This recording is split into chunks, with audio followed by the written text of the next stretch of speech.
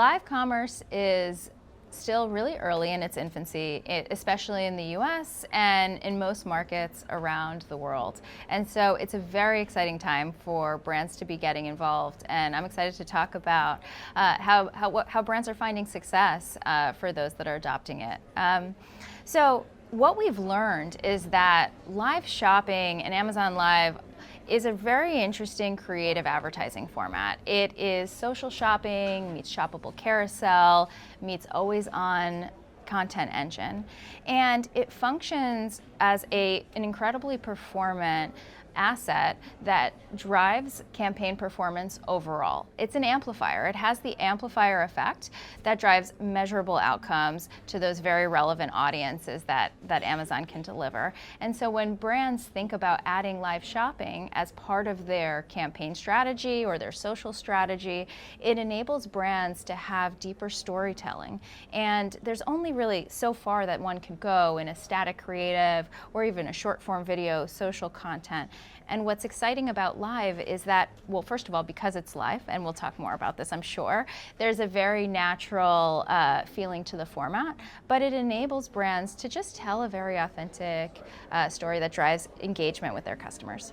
Julie, the creator economy is obviously reshaping how brands engage with audiences. Mm-hmm. How does Amazon Live position itself in that creator ecosystem? Absolutely, great question. So Amazon Live is really an extension of any brand's social marketing and social commerce strategy. So over 50% of product discovery happens on social, but 94% of influencer-inspired purchases happen on Amazon.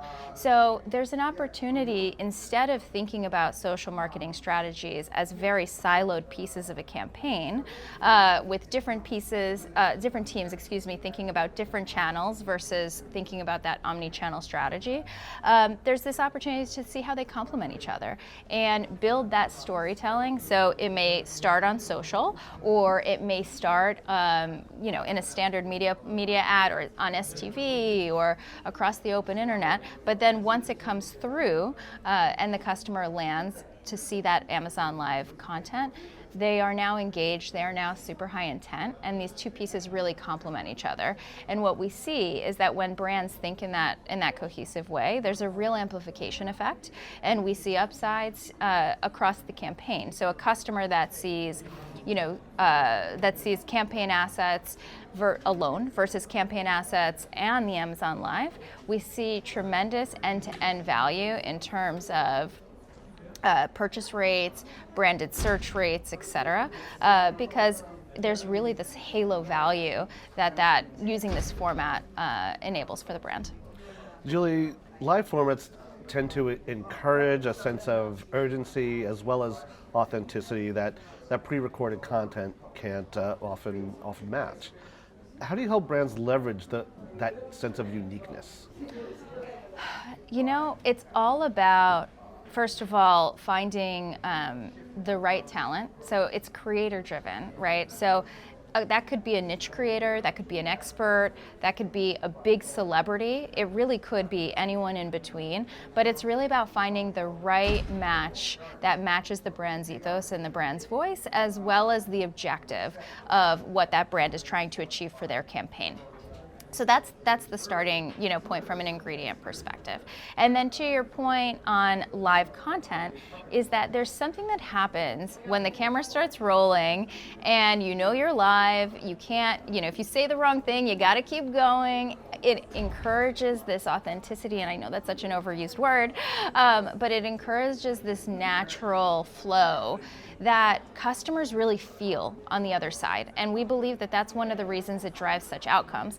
Even, when sometimes content could be pre-recorded and then broadcast, even there, you immediately see a difference, because when someone knows they can cut and say it over again, it's completely different than that natural experience of saying, you know what, I just got to keep going.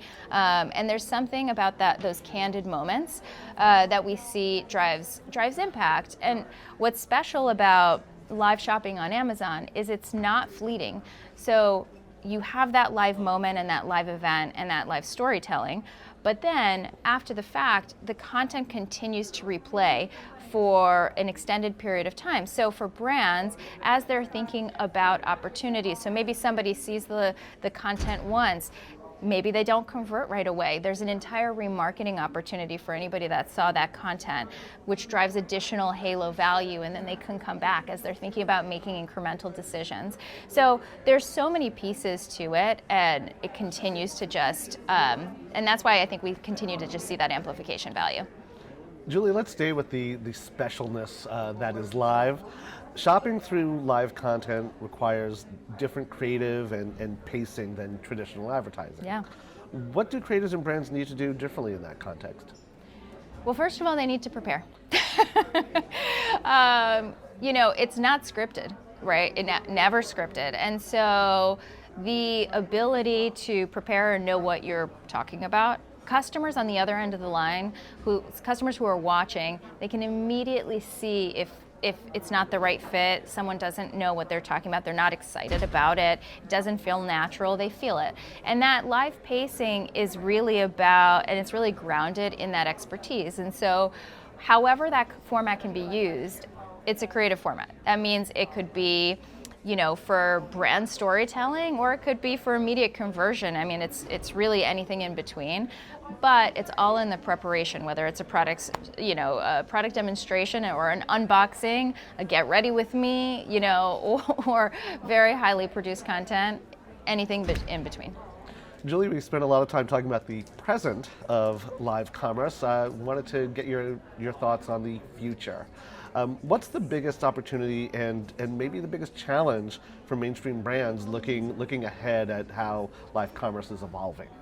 Yeah, so I think the biggest challenge is what today happens, and even what we were talking about earlier, what today happens in siloed or channel-specific planning, thinking about everything from a full funnel approach, also another overused word, but thinking about everything from a full funnel approach and really breaking down those silos and thinking about meeting the customer where they are and enabling them to progress that content journey really on their terms in a natural way is, I think, where things are going. And as we continue to work with brands to do that, those are really the brands that are finding success. And as we continue thinking about how to make those experiences better, both for our customers and brand and agency users, that's where we're spending a lot of time thinking as well.